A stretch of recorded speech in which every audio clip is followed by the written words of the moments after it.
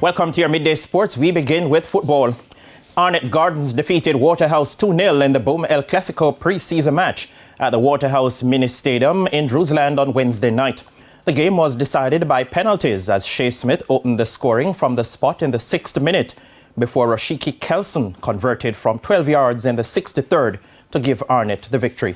The match, which was originally set for the Anthony Spalding Sports Complex in Arnett Gardens on Heroes Day, was postponed due to security concerns.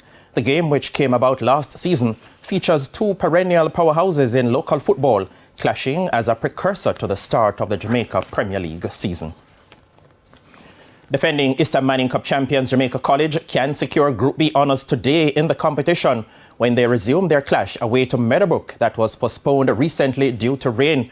Now the match is locked at 0-0 and will restart at 3 p.m. with JC on 21 points. A win would push them 5 points clear of second place to Tivoli Gardens with one game to play. Another set of games of note today are in Group C that has its final set of matches.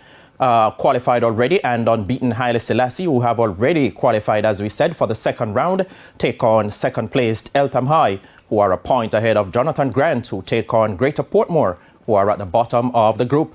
The matches kick off at 3 p.m. At 1:30, former champions Excelsior resume with a 3-0 lead over Cedar Grove in Group D, and Excelsior are 6 points off group leaders St Andrew Technical, with the two to meet on a Saturday in the final game of the group.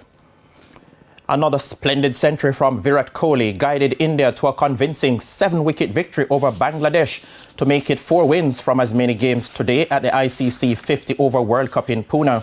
Chasing 257 for victory, Kohli stroked 6 fours and 4 sixes in his 103 not out from 97 balls to take India to 261 for 3 with 51 balls to spare.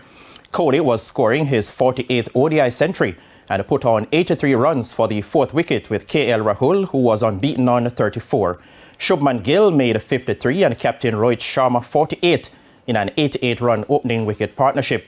Earlier, 2 wickets each for Ravindra Jadeja, Jasprit Bumrah and Mohammad Siraj restricted the Bangladeshis to 256 for 8 after they had elected to bat. Liton Das top scored with 66, while Tanzid Hassan made 51 and Mamadullah 46. The tournament continues on Friday with Australia, who have a win from 3 matches, facing Pakistan, who have 2 victories from 3 games in Bengaluru. And finally, English-born Rhea Dixon, who is set to represent the Sunshine Girls at the upcoming Fast 5 World Netball Series that is to be held on November 11 and 12 in New Zealand, says she is fully aware of the significance of playing for Jamaica.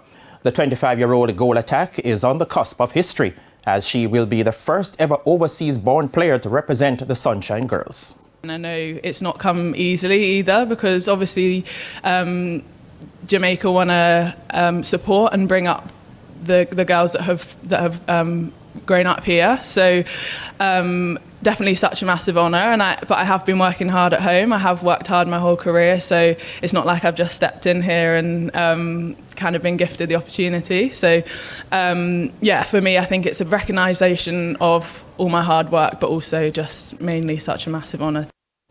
Dixon, who qualifies to play for Jamaica through her grand appearance, describes her style of play as versatile and Jamaican. So as mainly goal attack, sometimes wing attack. I bring a lot of creativity. I love to feed a tall shooter, which is obviously ideal coming up with Romelda and the rest of the shooters in the team. So just a lot of creativity, a lot of flair, a lot of movement, and hopefully, like I said, we'll fit in nicely with the team.